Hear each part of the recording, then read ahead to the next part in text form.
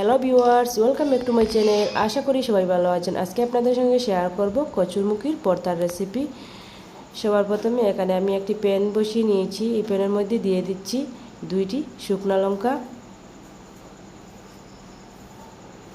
হালকা করে ভেজে নিব।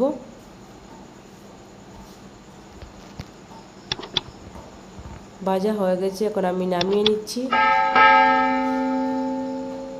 এর মধ্যে দিয়ে দিব সামান্য সরিষার তেল। তেল হালকা গরম হয়ে গেলে দিয়ে দিব হাফ কাপ পেঁয়াজ কুচি,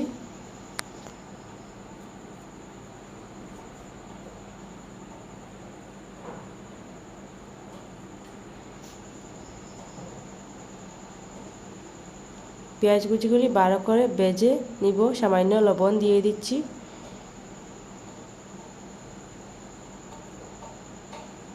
এর মধ্যে দিয়ে দিচ্ছি 2টি কাঁচা লঙ্কা কুচি।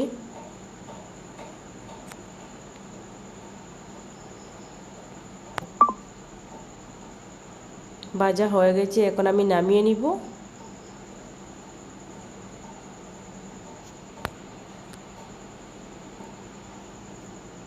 এখানে আমি নিয়ে নিচ্ছি 300 গ্রাম কচুরমুখী, ভালো করে সিদ্ধ করে খোসাগুলি ছাড়িয়ে আগে থেকে রেখে দিয়েছিলাম। এখন সব কিছু ভালো করে মেখে নিব।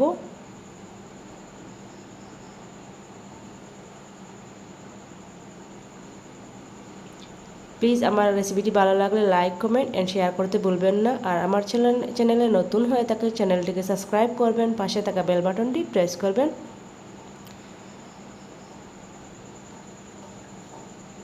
খুব সহজে হয়ে গেল কচুরমুখির ভর্তার রেসিপি। এইভাবে বাসায় আপনারা অবশ্যই এই রেসিপিটা ট্রাই করবেন, খেতে খুবই দারুণ হয়।